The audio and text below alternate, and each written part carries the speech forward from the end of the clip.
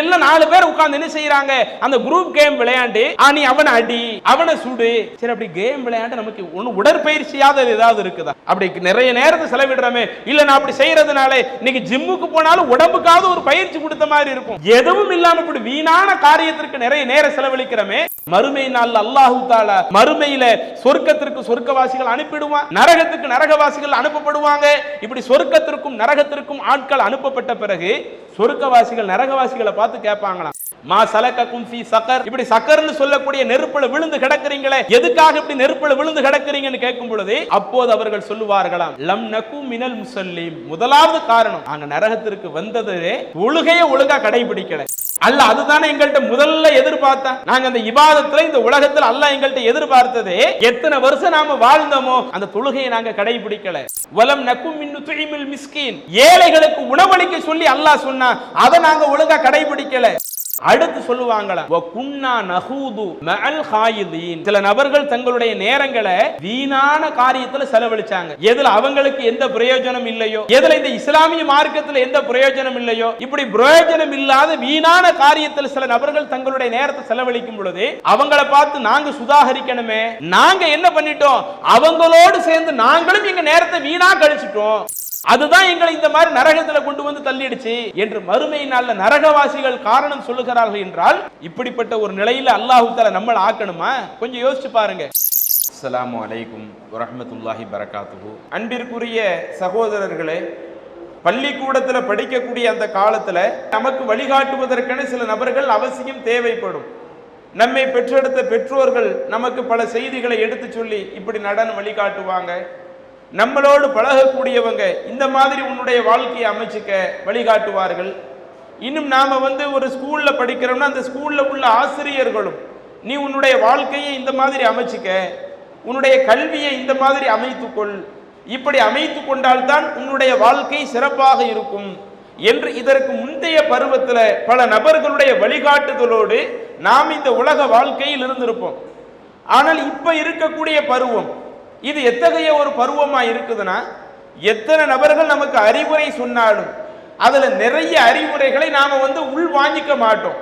பல நேரங்களில் சொல்லப்படக்கூடிய அறிவுரைகள் இன்றைக்கு காலேஜில் ஆசிரியர்கள் சொல்லாத அறிவுரையா, அல்லது இந்த சந்தர்ப்பத்திலேயும் நம்முடைய பெற்றோர்கள் சொல்லாத அறிவுரையா, அல்லது சமூக மக்கள் அவங்க சொல்லாத அறிவுரையா? எத்தனையோ பல மக்கள் நமக்கு அறிவுரை சொன்னாலும் அதுல பல நேரங்கள்ல அவங்க சொல்லக்கூடிய அறிவுரையை ஒரு காதில் வாங்கி இன்னொரு காதில் விட்டு விடுவோம். வேணா இப்ப நம்ம என்ன உணர்ந்திருக்கிறோம், நமக்குன்னு ஒரு குறிப்பிட்ட ஒரு பருவம் வந்து விட்டது, இனிமே நமக்குன்னு அட்வைஸ் பண்றதுக்கு யாரும் இருக்கக்கூடாது. அதனால தான் இது போன்ற சந்தர்ப்பத்தில் இருக்கக்கூடிய இது போன்ற நிலையில் இருக்கக்கூடிய மாணவர்களுக்கு சில நேரங்களில் யாரேனும் அறிவுரை சொன்னாலும் அவங்கள பார்த்தாலேயே பிடிக்காது. ஸ்கூல்ல பாடம் நடத்துறதை விட்டுட்டு ஆசிரியர் அறிவுரை சொல்லட்டுமே, அல்லது காலேஜில் ப்ரொஃபஸர் அறிவுரை சொல்லட்டுமே, என்ன இவ்வளவு நாள் பாடத்தை ஒழுங்கா தானே நடத்திக்கிட்டு இருந்தாரு, இப்ப எதுக்கு நமக்கு அறிவுரை சொல்ல வந்துட்டாரு என்று பிறர் அறிவுரை சொன்னாலேயே அதை ஏற்றுக்கொள்ளக்கூடிய மனோபக்குவம் இந்த வயதில் இருக்கக்கூடிய நமக்கு பெரும்பாலும் இருப்பதில்லை. ஏன்னா நம்ம குறிப்பிட்ட அளவு நமக்கு விவரம் வந்துருச்சே, இனிமே எதுக்கு நாம அடுத்தவங்களுடைய அட்வைஸ் கேட்கறது? வேணா நம்மளோடு பழகக்கூடிய நட்பு வட்டத்தில் உள்ளவங்க அவங்க ஒரு கருத்தை சொல்லட்டும், அதை நாம விரும்பினா ஏத்துக்குவோம், விரும்பினா விட்டுக்குவோம். நம்ம நட்பு வட்டத்தை தாண்டி அடுத்தவர்கள் சொல்லக்கூடிய அறிவுரைகள் எல்லாம் அது நம்ம கேட்க வேண்டிய அவசியம் இல்லை என்கிற அளவிற்கு இன்றைக்கு இந்த பருவத்தில் இருக்கக்கூடிய பல நபர்களுடைய நிலைகளை பார்க்க முடியுது.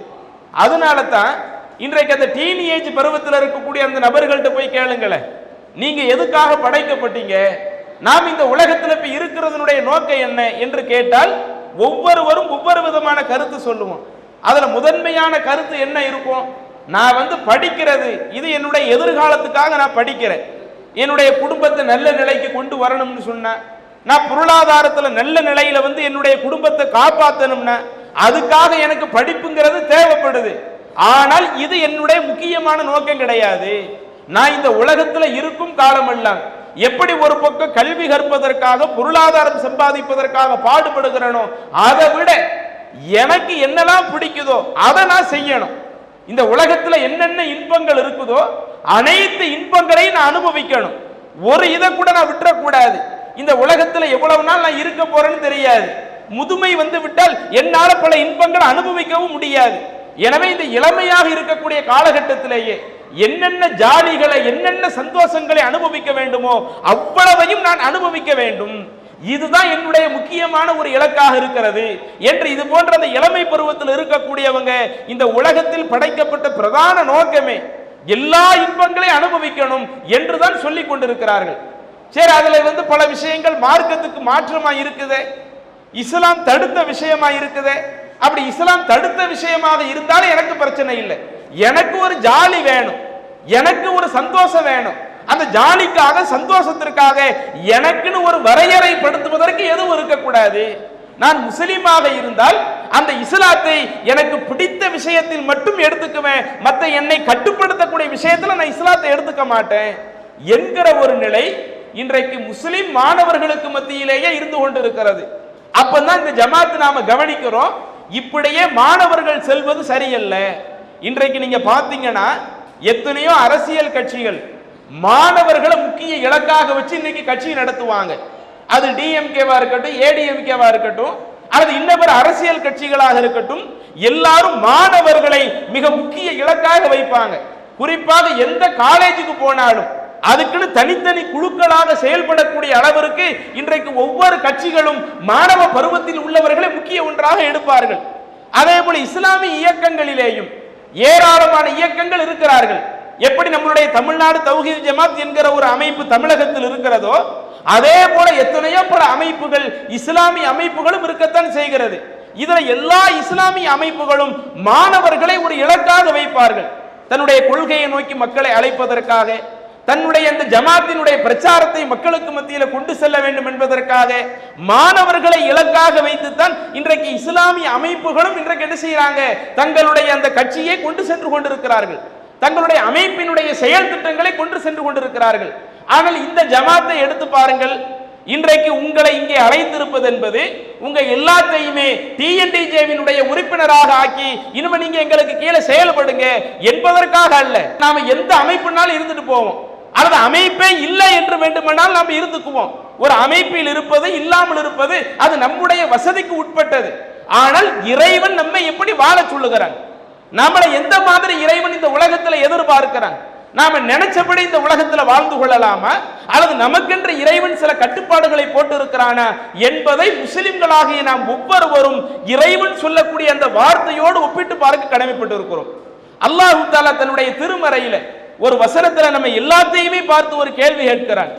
அஃப ஹஸிபத்தும் அன்னமா ஹலக்னாக்கும் அபஸா, மனிதர்களை நீங்கள் நினைத்துக் கொண்டிருக்கிறீர்களா, அன்னமா ஹலக்னாக்கும் அபஸா, நாம உங்களை வீணா படைச்சிருக்கிறோம், எந்த ஒரு காரணமுமே இல்லாம இறைவனாகிய நாம் உங்களை படைத்திருக்கிறோம் என்று நீங்கள் எண்ணிக்கொண்டு விட்டீர்களா, அன்னக்கும் இலைனா லா துர்ஜஊன், நீங்கள் மறுமை நாளில் என்னிடம் கொண்டு வரப்பட மாட்டீர்கள் என்று நினைத்துக் கொண்டிருக்கிறீர்களா. அல்லாஹ் ரெண்டு விஷயத்தை நம்ம பார்த்து கேள்வி கேட்கிறான். இது இங்க இருக்கக்கூடிய இளைஞர்களையும் குறிக்கும், இங்கு முதியவர்களாக இருந்தால் அவர்களுக்கும் இந்த கட்டளை பொருந்தும். அல்லாஹ் நம்மளை பார்த்து என்ன சொல்றான், நான் உங்களை படைத்திருக்கிறேன் என்று சொன்னால் எந்த நோக்கமுமே இல்லாம, நான் எந்த ஒரு எதிர்பார்ப்புமே இல்லாம உங்களை இந்த உலகத்துல படைக்கல. ஆனா இன்னைக்கு நம்மள்ட்ட என்ன நினைப்பு இருக்குது, எனக்குன்னு யாரும் எதுவும் சொல்லக்கூடாது, இறைவனுடைய கட்டளையா அதை கூட நான் இரண்டாவது பட்சமாகத்தான் பார்ப்பேன், முதல்ல எனக்கு என்ன விருப்பமோ அதைத்தான் நான் செய்வேன் நினைக்கிறேமே.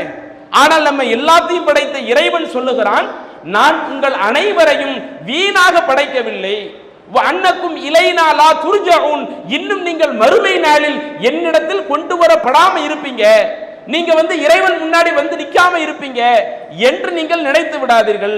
ஃபதஅலல்லாஹுல் மலிகுல் ஹக், அந்த உண்மையான அதிபதியாக இருக்கிற அரசனாக இருக்கக்கூடிய அல்லாஹ் உயர்ந்தவன் என்று அல்லாஹ் தன்னுடைய திருமறையில் சொல்றானே. அப்ப இந்த வசனம் நமக்கு சொல்லக்கூடிய கருத்து என்ன, இன்றைக்கு இங்கே குழுமி இருக்கக்கூடிய நாம பல நேரங்களில் இஸ்லாமிய சட்டங்களை பின்பற்றாவிட்டாலும் இறைவன் சொல்லக்கூடிய அந்த கூற்றுக்கு முக்கியத்துவம் கொடுப்போமா இல்லையா? அல்லாஹ் குர்ஆன்ல ஒன்று சொல்லிவிட்டால் அதை நம்ம ஏற்று நடக்க வேண்டும் என்கிற ஒரு நிலைக்கு வருவோமா இல்லையா? அப்ப அல்லாஹ் நம்மளுடைய படைப்பை பற்றி சொல்லுகிற பொழுது நீங்க எந்த ஒரு நோக்கமும் இல்லாமல் இந்த உலகத்தில் படைக்கப்பட்டிருக்கிறீங்க அப்படின்னு அல்லாஹ் சொல்லல. நீங்கள் இந்த உலகத்தில் படைக்கப்பட்டிருக்கிறீர்கள் என்றால் அதற்கென சில நோக்கங்கள் இருக்கிறது. அதே மாதிரி குர்ஆன்ல இன்னொரு இடத்துல அல்லாஹ் தஆலா சொல்லுகிறான், மா ஹலக்ன ஸமாவாதி வல் அர்த, இறைவனாகிய நான் வானங்களையும் பூமியையும் வமா பைனஹுமா, இன்னும் அந்த வானங்களிலேயும் பூமிகளிலேயும் என்னென்ன இருக்கிறதோ அத்துணை விஷயங்களையும் இல்லா பில் ஹக், சில காரணங்களோடு தான் படைத்திருக்கிறேன். இன்னைக்கு 7 வானங்கள் இருக்குதா இல்லையா? இஸ்லாமிய மார்க்கம் அந்த வானங்களை பற்றி குறிப்பிடுகிற பொழுது 7 வானங்கள் இருப்பதாக குறிப்பிடுகிறது. அதே போல நாம இருக்கக்கூடிய இந்த பூமியை இஸ்லாம் குறிப்பிடுகிறது. அல்லாஹ் சொல்றான், வானமா இருக்கட்டும் பூமியா இருக்கட்டும், அந்த வானங்கள் பூமியில் இருக்கக்கூடிய உயிரினங்கள் உயிரற்ற பொருட்கள் எதுவா இருக்கட்டும், எதை நான் படைத்தாலும் இல்லா பில் ஹக், தகுந்த காரணத்திற்காகத்தான் படைத்திருக்கிறேன், காரணமே இல்லாம நான் இப்படி படைக்கல என்று அல்லாஹ் தஆலா சொல்லிவிட்டு அஜலி முசம்மா, எல்லாத்திற்கும் ஒரு குறிப்பிட்ட தவணையையும் கொடுத்திருக்கிறோம். இன்னைக்கு தவணைங்கிறது மனுஷனுக்கு மட்டும் கிடையாதுங்க. வான பூமி இருக்குதுன்னா வான பூமிக்கு ஒரு தவணை இருக்குது. வான பூமிக்கான தவணைனா என்ன? எப்ப கியாம நாள் வந்து விடுகிறதோ இப்ப இருக்கிற வானம் அப்படியே இருக்காது. மறுமை நாள் நம்புறமா இல்லையா? அந்த மறுமை நாளிலே இப்ப இருக்கக்கூடிய வானத்தை அல்லாஹ் தஆலா டோட்டலாக மாற்றி விடுவான். இப்ப இருக்கிற பூமியை அல்லாஹ் தஆலா உண்டு இல்லைன்னு ஆக்கிடுவான். இப்படி வானமா இருந்தாலும் பூமியா இருந்தாலும் எந்த ஒரு உயிரினமா இருந்தாலும் எல்லாத்திற்கும் நாம் சில குறிப்பிட்ட காலக்கெடுவை வைத்திருக்கிறோம் என்று சொல்லக்கூடிய இறைவன் அனைத்தையும் ஒரு குறிப்பிட்ட காரணத்திற்காகத்தான் நான் படைத்திருக்கிறேன் என்று அல்லாஹ் சொல்லிவிட்டு அதற்கடுத்து தான் முக்கியமாக சொல்லுகிறான், வல்லதீன கஃபரு அம்மா உந்திரு. இதுல யார் இறைவனை ஏற்றுக்கொண்டு நடக்கிறாங்களோ அவங்க கரெக்டா நடந்துக்குவாங்க. என்ன காரணத்திற்காக அல்லாஹ் தஆலா நம்மளை படைச்சிருக்கிறானோ அந்த காரணத்தை புரிந்து நடந்து கொள்வார்கள்.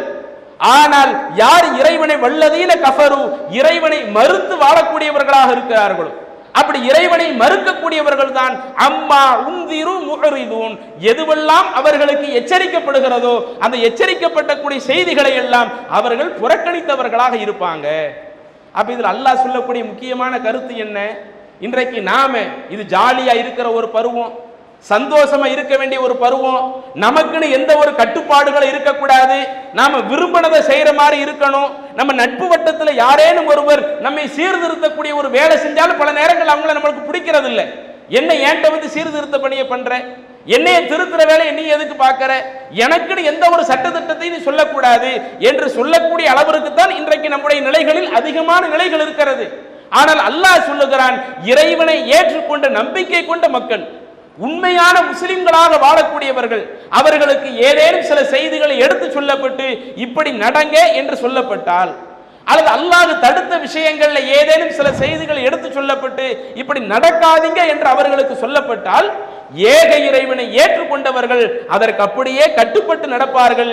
யாரிடத்தில் அந்த இறை நம்பிக்கை சரியாக இல்லையோ, யார் அந்த இஸ்லாத்தில் சரியாக இல்லையோ, அவர்கள் இறைவனுடைய சட்டங்களை புறக்கணிக்கக்கூடியவர்களாக இருப்பார்கள் என்று அல்லாஹ் சொல்லி காட்டுகிறானே. அப்ப இந்த வசனமும் நமக்கு சொல்லுகிறது, இறைவன் நம்மை படைத்த மிக முக்கியமான ஒரு காரணம் நாம நினைச்சதையெல்லாம் செய்வதற்காக இங்கு படைக்கல. நம்மை இறைவன் படைத்து விட்டு நமக்கான அத்துணை ஏற்பாடுகளையும் இறைவன் செய்துவிட்டு அதுல என்னுடைய கட்டளைக்கு இந்த அடியார்கள் எப்படி கட்டுப்பட்டு நடக்கிறாங்க என்று சோதித்து பார்ப்பதற்காகத்தான் அல்லாஹ் இந்த உலக வாழ்க்கையவே நமக்கு ஏற்படுத்தியிருக்கிறான். அப்ப நாம உலகத்தில் எதற்காக படைக்கப்பட்டிருக்கிறோம்? நாம விரும்பின காரியத்தை செய்து இப்படியே நாம நம்முடைய வாழ்க்கையை கொண்டு போகணும் என்பதற்காக படைக்கப்படவில்லை. நம்மை படைத்த இறைவன் நம்மை எப்படி வழி நடத்துகிறானோ, அல்லாஹ் நம்மளை எப்படி நடக்க சொல்றானோ அப்படி இறைவனுடைய வழிகாட்டுதலுக்கு இணங்க நாம் நடக்க வேண்டும் என்பதற்காகத்தான் அல்லாஹ் நம்மை படைத்திருக்கிறான். சரி, அப்படி அல்லாஹ் இன்னைக்கு நமக்கு எதையெல்லாம் வழிகாட்டுகிறான்? ஒண்ணு யோசிச்சு பாருங்க. அல்லாஹ் தஆலா நமக்கு வழிகாட்டக்கூடிய செய்திகள் என்று எடுத்து பார்த்தால் ஏராளமான செய்திகள் இருக்கிறது.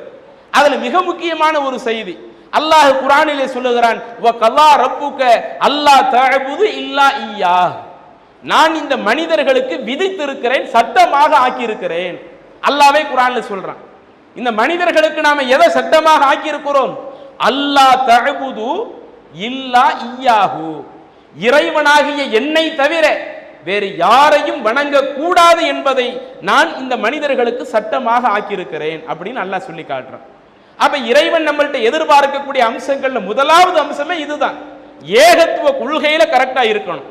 இன்னைக்கு நாம எல்லாருமே ஏகத்துவ கொள்கையை கலிமாவாக முன்மொழிகிறோம்.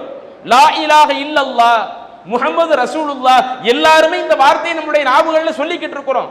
லா இலாஹ இல்லல்லாஹ் என்றால் என்ன அர்த்தம்? வணங்கப்படுவதற்கு தகுதியானவன் அல்லாஹ் ஒருவன் தான் இருக்கிறான். அந்த அல்லாஹ்வுடைய இடத்தை நான் வேற யாருக்கும் கொடுக்க மாட்டேன். முஹம்மது ரசூலுல்லாஹ் என்றால் என்ன அர்த்தம்? நான் பின்பற்றப்படுவதற்கு தகுதியாக முஹம்மது நபியை மட்டும்தான் அளவுகோலாக பார்ப்பேன். முஹம்மது நபி ஒன்று சொல்லிட்டாங்களா, நான் கேட்க ஆரம்பிச்சிருவேன், அதுக்கு நான் அப்படியே கட்டுப்பட ஆரம்பிச்சிருவேன். முஹம்மது நபி இல்லாம வேற ஒரு ஆள் ஒரு கருத்தை சொல்றாங்களா, அதுக்கு மார்க்கு அங்கீகாரம் கொடுக்க மாட்டேன் என்கிற இதுதான் இஸ்லாத்தினுடைய ஒரு அடிப்படை. இன்னைக்கு இந்த அடிப்படையில் நாம் சரியாக இருக்கிறோமா? இந்த உலகத்துல படைக்கப்பட்ட பிரதான நோக்கமே நாம அல்லாஹ்வுடைய கட்டளைக்கு கட்டுப்படுறது. அதுல அல்லாஹ் தஆலா முதலாவது நமக்கு சொல்றது வகலா ரப்புக அல்லா தஅபுது இல்லா இய்யா, நீங்கள் படைத்த ஏக இறைவன் ஒருவனை மட்டுமே வணங்க வேண்டும், அந்த இறைவனுக்கு யாதொன்றையும் இணை கற்பிக்க கூடாது, யாரையும் இணை வைக்க கூடாது என்று அல்லாஹ் தஆலா குறிப்பிடுகிறானே. இன்னைக்கு நம்முடைய சமுதாயத்தில் இளைஞர்கள் எப்படி இருக்கிறார்கள்? எவ்வளவு இணை வைப்பான காரியத்தில் போய் விழுந்து கிடக்கிறாங்க. பல இடங்கள்ல பார்க்கிறோம். இஸ்லாத்தில் இல்லாத தர்காக்களை கட்டி வைத்திருக்கிறாங்க. இறந்தவர்களை இவர்கள் மகான்கள் புனிதர்கள் என்று சொல்லி அவரை அடக்கம் செய்துவிட்டு ஒரு பக்கம் சில மக்கள் அவங்கள்ட்ட போய் பிரார்த்தனை செய்து கொண்டிருக்கிறார்கள். இறந்தவங்கள்ட்ட போய் துவா செஞ்சுக்கிட்டு இருக்கிறாங்க.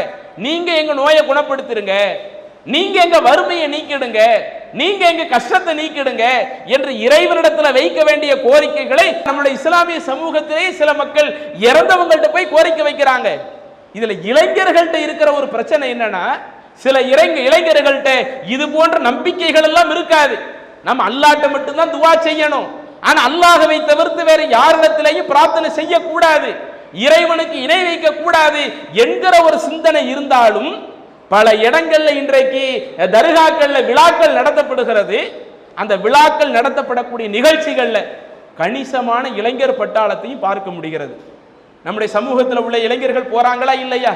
தர்காக்கள் ஏதோ ஒரு உருஸ் எடுக்கிறாங்கன்னு வைங்க, ஏதோ ஒரு கொடியேற்றம் வைக்கிறாங்கன்னு வைங்க, அந்த உருசு கொடியேற்றம் போன்ற நிகழ்ச்சிகள் நடைபெறுகிற பொழுது தடுக்க வேண்டிய இடத்தில் இருக்கக்கூடிய இளைஞர்கள் இப்படி மார்க்கத்திற்கு மாற்றமாக இருக்கிறது, மார்க்கத்துக்கு மாற்றமான இந்த காரியத்தை செய்யாதீங்க என்று தடுக்க வேண்டிய இடத்தில் இருக்கக்கூடிய அந்த இளைஞர் பட்டாலும் அந்த நிகழ்ச்சியில ஆளா போய் நிக்கிறது. இன்னும் சொல்ல போன அங்க போய் நிற்பது மட்டுமல்லாமல் எவ்வளவு மார்க்க வரம்புகளை மீறி சினிமா பாட்டுகளை பாட வைக்கிறது, சினிமா பாட்டுகள் இசை கச்சேரிகள் அங்கே ஒழிக்கப்படுகிற பொழுது அந்த பேரணியிலே ஊர்வலத்தில் ஆட்டம் போடக்கூடிய இளைஞர்கள் இருக்கிறாங்களா இல்லையா? இதுதான் அல்லாஹ் எதிர்பார்த்ததா? இதுவெல்லாம் இன்னைக்கு மத்த சமூகத்துல செய்வாங்க.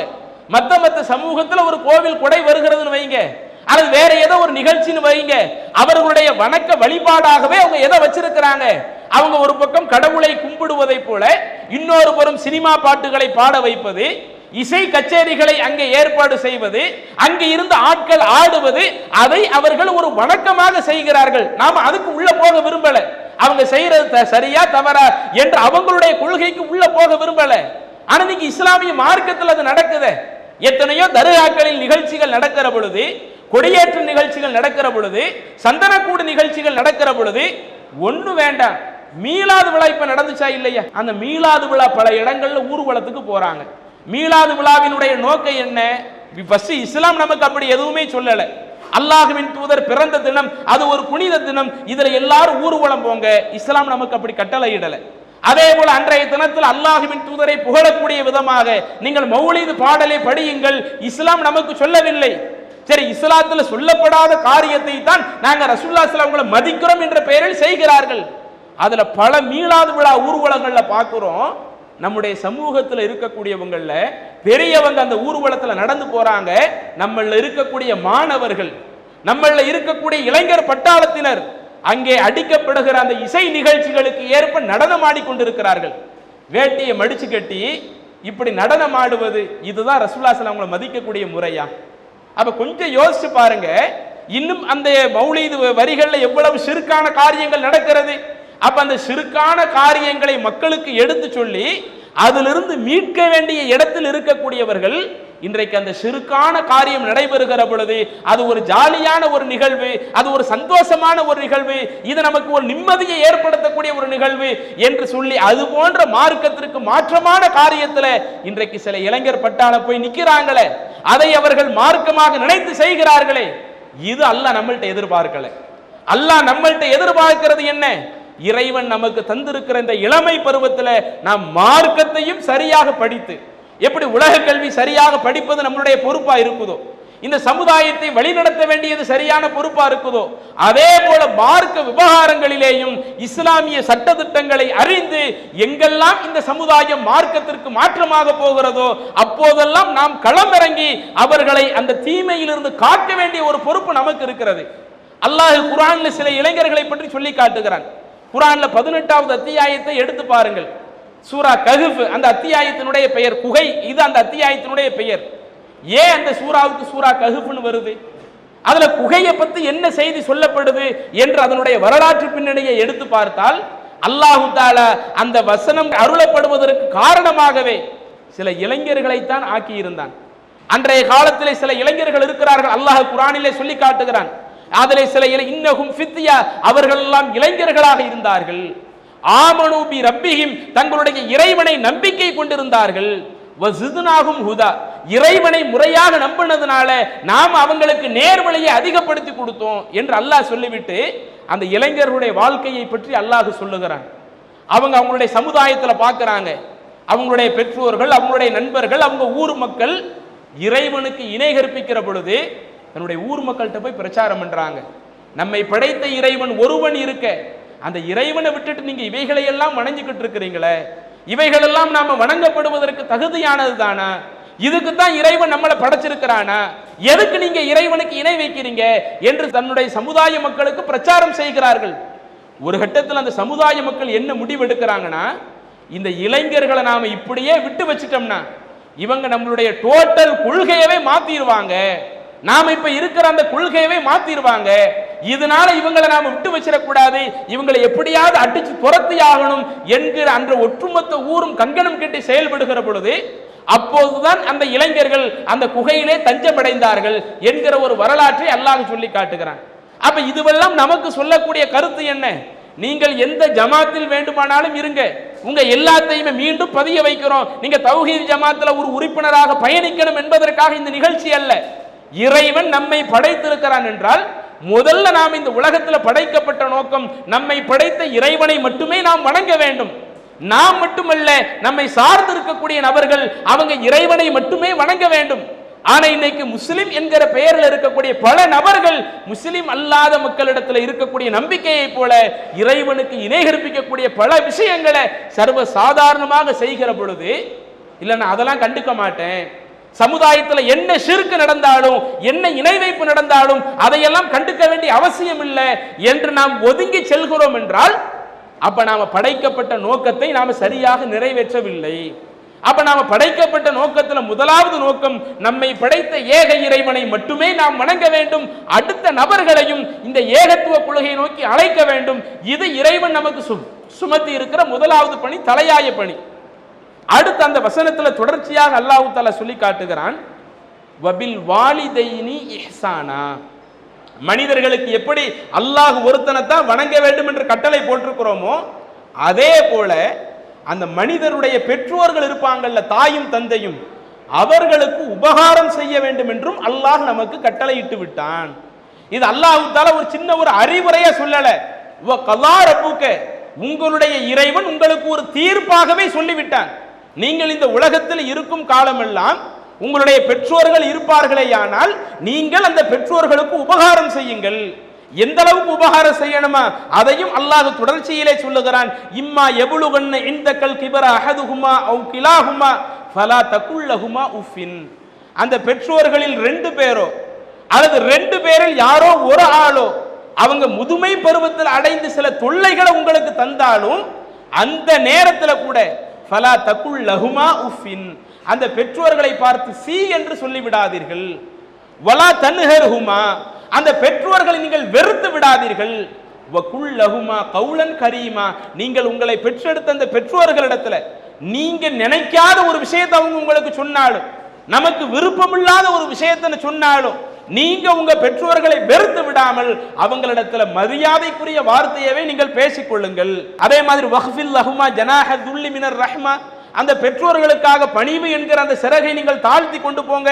வகுல், இன்னும் நீங்க சொல்லுங்க, ரப்பிர்ஹமுஹுமா கமா ரப்பயானி ஸகீரா, இறைவா நான் சிறு பிராயத்தில் இருக்கிறப்ப என்னுடைய பெற்றோர்கள் என்னை எப்படி பராமரித்தார்களோ அது போல நீ என்னுடைய பெற்றோர்களை சரியான முறையில் கவனிச்சுக்க, நீ உன்னுடைய அருளை என்னுடைய பெற்றோர்களுக்கு வழங்கிவிடு என்று உங்களுடைய பெற்றோருக்காக துவாவும் செய்யுங்க அப்படின்னு அல்லாஹ் சொல்லி காட்டுறான். ஆனா இன்னைக்கு நம்மளுடைய இஸ்லாமிய இளைஞர்கள் எப்படி இருக்கிறோம்? குறிப்பா ஸ்கூல்ல படிக்கும் பொழுது முழுக்க முழுக்க வீட்டுல கட்டுப்பாட்டோடு நம்மளை வளர்த்து இருப்பாங்க. நாம நம்முடைய பெற்றோருடைய அரவணைப்பு கீழே இருந்திருப்போம். பெரும்பாலும் வீட்டை விட்டு வெளியே நம்ம போயிருக்க மாட்டோம். ஊருக்குள்ளே தான் நம்ம படிச்சிருப்போம். நம்முடைய குடும்பத்திற்குள்ளே அனைத்து நிலைகள் இருக்கிறதுனால நம்மளுடைய உலக கல்வியில இருக்கும் பொழுது நாம பெற்றோர்களுக்கு கட்டுப்பட்டே நடந்து விட்டோம். ஆனா அந்த உலக கல்வி முடிச்சு கல்லூரி படிப்பு சொந்த ஊரை விட்டு வெளியூருக்கு படிக்கக்கூடிய ஒரு நிலை வருகிறது. சொந்த ஊரை விட்டு வெளியே ஒரு இடத்துல ஹாஸ்டல்ல தங்கி படிக்கக்கூடிய ஒரு நிலை வருகிறது. அல்லது கல்லூரியில் உள்ள ஹாஸ்டல் இல்லாவிட்டாலும் நாமளா நண்பர்களாக சேர்ந்து இருந்து தங்கி படிக்கக்கூடிய ஒரு நிலைகள் வருகிறது. இப்படி நாமளா சேர்ந்து தனியாக தங்கக்கூடிய ஒரு வாய்ப்பு வந்தவுடனே பள்ளிக்கூடத்தில் படிக்கும் பொழுது பெற்றோர்களுக்கு மத்தியில் நாம எந்த அளவுக்கு அவங்கள ஒரு மதிப்பு மரியாதையோடு நடத்தினோமோ, ஆனால் இந்த கல்லூரி பருவத்தில் அப்படி இருக்குதா? இப்ப நம்ம அத்தா நமக்கு ஒரு விஷயத்தை சொன்ன உடனே கேட்கிற அளவுக்கு நம்ம மனநிலை வருதா? நம்ம அம்மா ஒரு விஷயத்தை சொன்ன உடனே கேட்கக்கூடிய மனநிலை வருதா? பல குடும்பங்கள் அதுக்கு நேர் மாற்றமா தான் பார்க்கிறோம். பெற்றோர்கள் எவ்வளவோ சொல்றாங்க, எப்ப நான் ரொம்ப கஷ்டப்பட்டு உன்னைய படிக்க வைக்கிறேன், கல்லூரியில ஃபீஸ் கட்டுறதுக்கு நான் அவ்வளவு சிரமப்பட்டு படிக்க வைக்கிறேன், நீ உன்னுடைய கல்வி காலத்தை ஒழுங்காக கழி என்று நமக்கு அறிவுரை சொன்னால் நமக்கு கோபம் கடுமையா வருது. வேற ஏதோ ஒரு விஷயத்துல அட்வைஸ் பண்றாங்கன்னு வைங்க, அவங்க மேல கடுமையாக நம்மளுடைய கோபத்தை நாம வெளிப்படுத்துறோம். அதுவே நம்மளுடைய அத்தாவா இருந்தா பெரும்பாலும் பேச மாட்டோம். அம்மா நம்மள்ட்ட இந்த மாதிரி சொல்றாங்கன்னா நேருக்கு நேரம் எடுத்து பேசி ரொம்ப கடுமையான வார்த்தைகளை விட்டு உனக்கு வேற வேலை இல்லையா என்கிற அளவிற்கு பெற்றோரிடத்துல கடினமாக நடந்து கொள்ளக்கூடியவர்கள் எத்தனை பேர்? நம்ம நட்பு வட்டத்தில் எடுத்துக்கிட்டா எவ்வளவோ இணக்கமா இருக்கிறோமா இல்லையா? நட்பு வட்டத்தில் இணக்கமா இருக்கிற தப்பு இல்லை. நம்முடைய நட்பு வட்டத்துல நண்பன் எவ்வளவோ பல விஷயத்தை நமக்கு சொல்லுவான். அவன் சொல்றது சில நேரம் நமக்கு பிடிக்காது. சில நேரம் நம்முடைய நண்பன் சொல்றது பிடிக்காவிட்டாலும் சரி, இவன் நம்மளுடைய நண்பன், இவனை விட்டா நமக்கு வேற வழி இல்லை. நம்முடைய நட்பு வட்டத்தை இதை தாண்டி நம்ம வெளியே கொண்டு போக முடியாது. அதனால அவன் சொல்லக்கூடிய விஷயத்தை சில விஷயத்தை சகிச்சுக்குவோம். அவன் நமக்கு சில இடைஞ்சல் தந்தாலும் அதை நாம பொறுத்துக்குவோம் என்று நண்பர்களுடைய விஷயத்தில் அந்த சகிப்புத்தன்மை இருக்கிறது, நண்பர்களுடைய விஷயத்தில் அந்த பொறுமை இருக்கிறது. ஆனால் அதே பொறுமை நம்ம பெற்றோரிடத்தில் நம்ம வெளிப்படுத்த முடிகிறது இல்லையே. அதே விஷயத்தை அந்த கோபத்தை கட்டுப்படுத்துறது அதை நம்ம பெற்றோரிடத்தில் வெளிப்படுத்த முடியலையே. பல நேரங்கள்ல இது போன்ற ஒரு இளமை பருவத்தில் வந்த பிறகு தாயை கை நீட்டி அடிக்கக்கூடிய சமூகம் அதுல உள்ள சில நபர்கள் இருக்கத்தான் செய்யறாங்க. நம்முடைய இஸ்லாமிய சமூகத்திலேயே கை நீட்டி அடிக்கிற அளவிற்கு இன்றைக்கு சில நபர்கள் போறாங்கன்னா அப்ப இதுக்கு தான் நம்ம படைக்கப்பட்டிருக்கிறோமா? அல்லாஹ் அதைத்தான் நமக்கு சொல்லி காட்டுறானா? எப்படி நம்மை படைத்த இறைவன் ஒருவனை வணங்க வேண்டும் என்ற தௌஹீது கொள்கை அல்லாஹ் சொன்னானோ அந்த தௌஹீது கொள்கைக்கு அடுத்தபடியாகவே நீ உன்னுடைய பெற்றோரிடத்தில் நல்ல விதமாக நடந்து கொள். உன்னுடைய பெற்றோர்கள் அவர்கள் உயிரோடு இருக்கும் காலமெல்லாம் நீ அவர்களுக்கு பணிவிடை செய். எந்த அளவுக்கு? இதுல நாம் ஏதேனும் குறைபாடு வைத்தோமேயானால் நிச்சயம் நாம இறைவனுடைய சாபத்தை தான் பெறுவோம். ஒரு முறை ரசூலுல்லாஹி ஸல்லல்லாஹு அலைஹி வஸல்லம் அவர்கள் சொல்லுகிறார்கள், ரகிம அன்ஃபு ரஜுல், ரகிம அன்ஃபு ரஜுல், ரகிம அன்ஃபு ரஜுல். ஒரு மனுஷன் நாசமா போகட்டும், நாசமா போகட்டும், நாசமா போகட்டும் என்று அல்லாஹ்வுடைய தூதர் எச்சரிக்கிறாங்க. ரசூலுல்லாஹி ஸல்லல்லாஹு அலைஹி வஸல்லம் அவர்கள் ஒருவரை எச்சரிக்கிறாங்கன்னு சொன்னா அவ்வளவு சீக்கிரம் ஒருவர் நாசத்தை தழுவட்டும்னு சொல்ல மாட்டாங்க. எதிரியா இருந்தாலும் மன்னிக்க கூடிய அந்த தாராள குணம் தான் அல்லாஹ்வின் தூதருக்கு இருந்தது. சரி, அல்லாஹ் அவங்க தப்ப மன்னிக்கட்டும், அல்லாஹ் அவங்களுக்கு அருள் செய்யட்டும் என்கிற பண்புடைய அல்லாஹ்வுடைய தூதர் ஒரு நபரை பார்த்து இவர் நாசமாக போகட்டும் என்று சொல்றாங்கன்னா அப்ப அது எவ்வளவு பெரிய மோசமான ஒரு விஷயமா இருக்கும். யாருக்கு எதிராக ரசூலுல்லாஹி ஸல்லல்லாஹு அலைஹி வஸல்லம் இந்த அளவுக்கு பிரார்த்தனை செய்றாங்க? யார் ரமலான் மாதத்தை அடைந்து அந்த ஒரு மாத காலமும் ஒருவனை கடந்து செல்லுகிறது, ஆனா அவனுடைய பாவங்கள் மன்னிக்கப்படாம கடந்து போகுது. ரமலான்ங்கிறது அல்லாஹ்வுடைய அருள் நிறைந்த மாதம். நாம அதுல நம்மளுடைய பாவங்களுக்கு மன்னிப்பு கேட்டோம்னு வைங்க, அல்லாஹ் நம்மளுடைய பாவத்தை மன்னிக்க தயாரா இருக்கக்கூடிய ஒரு பருவம், ஒரு காலகட்டம். அதுல எவன் பாவ மன்னிப்புக்கு பயன்படுத்தாம இந்த ரமலானை கழிக்கிறானோ அவன் நாசத்தை தழுவுவான் என்று சொல்லிவிட்டு அதிலே தொடர்ச்சியாக சொல்றாங்க, இன்னொரு நபர் யார் என்றால் அவனுக்கு பெற்றோர்கள் இருவரோ அல்லது இருவரில் ஒருவரோ இருந்து அவர்களுக்கு பணிவிடை செய்வதன் மூலம் லம் யுத்ஹிலில் ஜன்னா, எவன் சொர்க்கம் போகாம இருக்கிறானோ. பெற்றோருக்கு பணிவிடை செஞ்சா மறுமையில சொர்க்கம் போகலாம். அப்படி சொர்க்கம் போவதற்குரிய ஒரு வாய்ப்பாக அல்லாஹ் பெற்றோர்களை தந்திருந்தும் அவர்களுக்கு பணிவிடை செய்யாமல், அவர்களுக்கு செய்யப்பட வேண்டிய அந்த உபதேசங்களை அது சரியான முறையில் செய்யாம, அல்லது அவர்களுக்கு தேவையான உதவிகளை சரியான முறையில் செய்யாம யார் மறுமையில் சொர்க்கம் போகாமல் இருக்கிறார்களோ அவர் நாசமா போகட்டும் அல்லாஹ்வுடைய தூதர் எச்சரித்தாங்களே. இதை இன்றைக்கு இந்த பருவத்தில் நாம அதிகமா சிந்திச்சு பார்க்க கடமைப்பட்டிருக்கிறோம். ஏன்னா பல நேரங்கள் அடுத்தவர்களை விட நம்ம பெற்றோர்கள் நமக்கு அறிவுரை சொல்லுகிற பொழுது ஒரு இயல்பாகவே நமக்கு அப்ப கோபம் வருது. நம்ம அத்தா மேல கோபம் வருது, நம்ம அம்மா மேல கோபம் வருது. ஆனால் நம்மை பெற்றெடுத்த பெற்றோர்கள் நம்மால் கோபத்திற்கு உரியவர்களாக இருந்து விடக்கூடாது. சில நேரங்களில் நமக்கு பிடிக்காத ஒரு காரியத்தை அவர்கள் செய்தாலும் இறைவனுக்காக பொறுத்து கொண்டு அவங்களிடத்துல நல்ல முறையில் பேசக்கூடிய நபர்களாகத்தான் இருக்கணும். அதனால தான் அல்லாஹ் சொல்றான், வயோதிக காலத்துல நீங்க பிடிக்காத பல விஷயத்தை தான் அவங்க செய்வாங்க. அப்படி பிடிக்காத பல விஷயத்தை செய்தாலும் ஃபலா தன்ஹருஹுமா, அந்த பெற்றோர்களை நீ வெறுத்து விடாதே. அவர்கள் வெறுக்கப்பட வேண்டியவர்கள் கிடையாது. இன்னும் இந்த உலகத்துல ஒருவன் அதிகம் நேசம் பாராட்டுவதற்கு தகுதியானவனாக அதுல முதல் இடத்துல அவனை பெற்ற தாயார் தான் இருப்பாங்க. இன்னைக்கு நம்ம எந்த நட்போடு அதிகமா சேர்ந்து இருக்கிறோமோ அந்த நட்பு வட்டத்தை விட நமக்கு முதல்ல நேசம் பாராட்டுவதற்கு தகுதியான இடத்துல நம்மை பெற்றவருக்கு தாய் இருக்கிறாங்க. தாய்க்கு அடுத்தபடியாக நம்முடைய தந்தை இருக்கிறாங்க. அப்ப இதையெல்லாம் அல்லாஹ் சொல்லுகிறான் என்று சொன்னால் இதையெல்லாம் நான் இந்த மனிதனுக்கு விதியாக ஆக்கியிருக்கிறேன், கண்டிப்பா இந்த சட்டத்திட்டத்துக்கு மனிதன் கட்டுப்பட்டே நடந்தாகணும் என்று அல்லாஹ் சொல்லுகிறான் என்று சொன்னால் இது நாள் வரை இதுல நாம இப்படி இருந்தோம். ரெண்டே விஷயத்தை தான் இதுவரை சொல்லி இருக்கிறேன். ஒன்னு, ஏகத்துவ கொள்கையில கடைசி வரை நாமும் இருக்கணும், அடுத்தவர்களையும் இந்த கொள்கையை நோக்கி அழைத்து வரணும். இது இறைவன் நம்மை படைத்த நோக்கத்துல இறைவன் சொன்ன விஷயத்துல இது ஒண்ணு. இரண்டாவது, இறைவன் நமக்கு பெற்றோர்களை வழங்கி இருந்தால் அந்த பெற்றோர்களுக்கு பணிவிடை செய்வது இது அல்லாஹ் நம்மள்ட்ட எதிர்பார்க்கக்கூடிய செய்திகளில் மிக முக்கியமானது. அதற்கு அடுத்து அல்லாஹ் தஆலா நம்மள்ட்ட எதிர்பார்க்கிறதுல மிக முக்கியமான ஒண்ணு, சூரத்துல் பையினாவில அல்லாஹ் தஆலா இந்த செய்தியை நமக்கு குறிப்பிடுகிறான். வமா உமிரு இல்லா லியஅபுதுல்லாஹ முஹ்லிஸீன லஹுத்தீன ஹுனஃபாஅ வ யுகீமு ஸலாத்த வ யுத்து ஸகாத்த வ ஸாலிக தீனுல் கையிமா. இன்னைக்கு நம்ம எல்லாம் இஸ்லாம்ங்கிற ஒரு சரியான மார்க்கத்தில் இருக்கிறோம்ல. அந்த சரியான மார்க்கம் என்றால் எது சரியான மார்க்கம்? கொள்கை எல்லாம் சிறப்பா தான் இஸ்லாத்துல இருக்குது. கொள்கை சிறப்பா இருக்கிறதுனால இது நிலையான மார்க்கம்னு அல்லாஹ் சொல்லல. இந்த இஸ்லாத்தை எப்ப அல்லாஹ் நிலையான மார்க்கம்னு சொல்றான்? இந்த உலகத்தில் ஒருவன் அந்த இஸ்லாத்தில் இருக்கும் பொழுது, முஸ்லிமாக தன்னுடைய வாழ்க்கையை நடத்துகிற பொழுது, வமா உமிரு இல்லா லியஅபுதுல்லாஹ், முழுக்க முழுக்க அவர்கள் அல்லாஹ்வை மட்டுமே அவர்கள் வணங்க வேண்டும். முஹ்லிஸீன லஹுத்தீன், தன்னுடைய வணக்கத்தை முழுக்க முழுக்க இறைவனுக்கு மட்டுமே உரித்தாக்க வேண்டும் என்பது என்றுதான் இவர்கள் ஏவப்பட்டிருக்கிறார்கள். அதே போல யுகீமு ஸலா, தொழுகையை நிலைநாட்ட வேண்டும் என்றும் இவர்கள் ஏவப்பட்டிருக்கிறார்கள். அவர்கள் ஜக்காத்தை கொடுக்க வேண்டிய நிலையில இருந்த ஜக்காத்தை கொடுக்க வேண்டும் என்றும் ஏவப்பட்டிருக்கிறார்கள். தீனுல் கையிமா, இதுதான் நிலையான மார்க்கம் அப்படின்னு அல்லாஹ் சொல்றான்.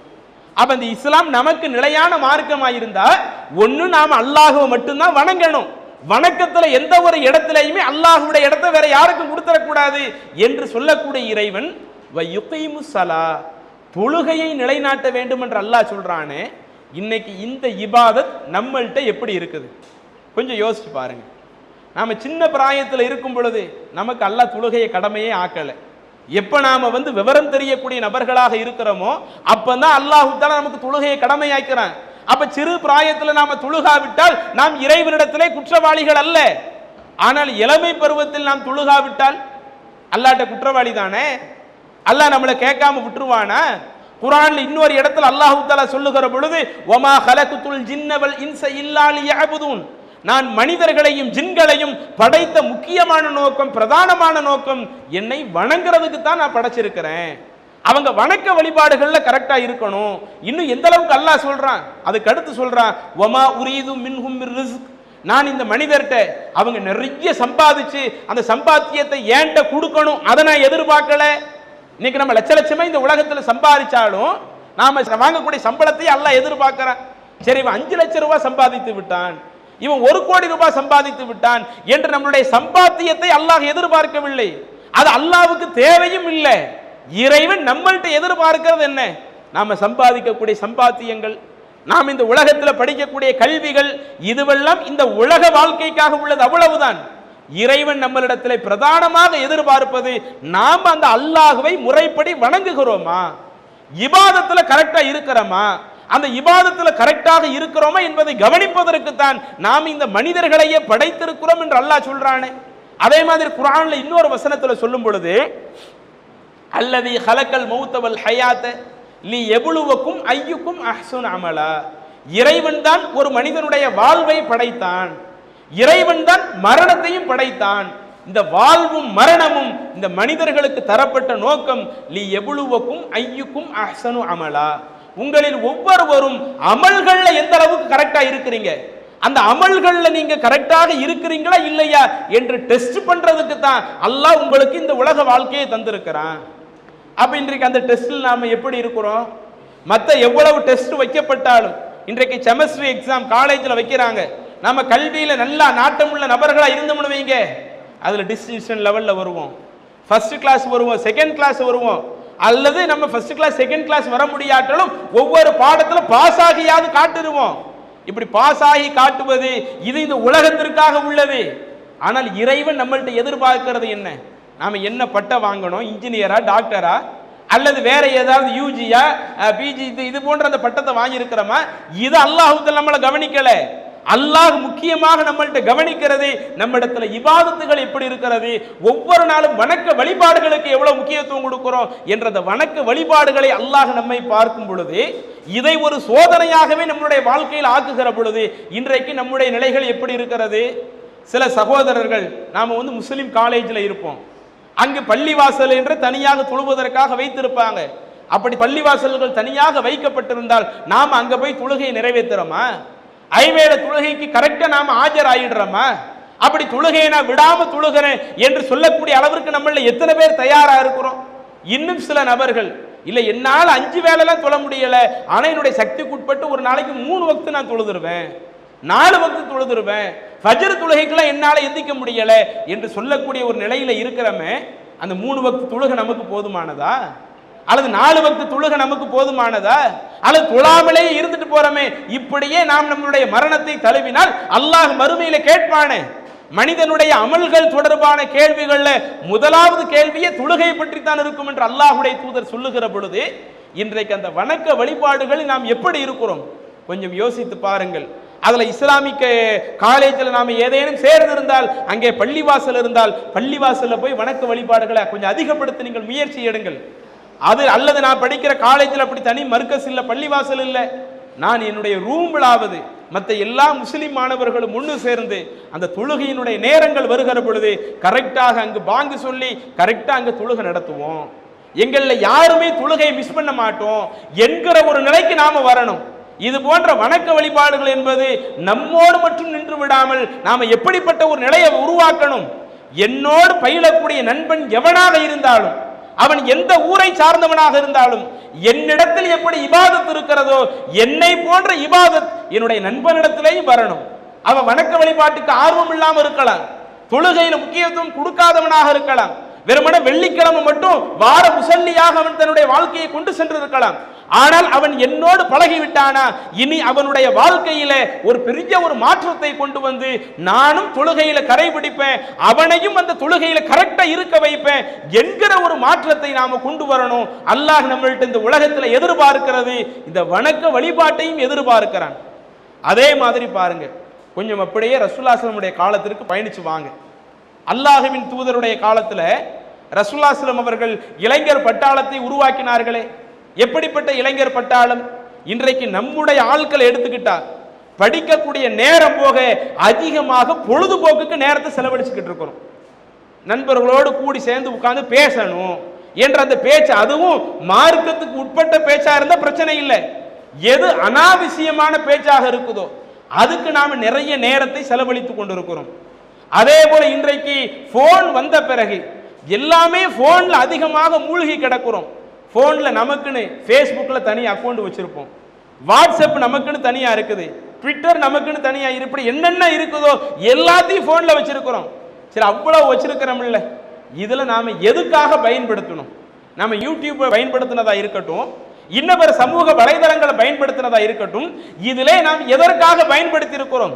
எவ்வளவு நன்மையான காரியத்திற்காக இந்த சமூக வலைதளத்தை பயன்படுத்துறோம். சமூக வலைதளம் என்பது அதை நாம் பயன்படுத்தக்கூடிய விதத்தில் நிறைய நன்மைகளை பெறலாம்.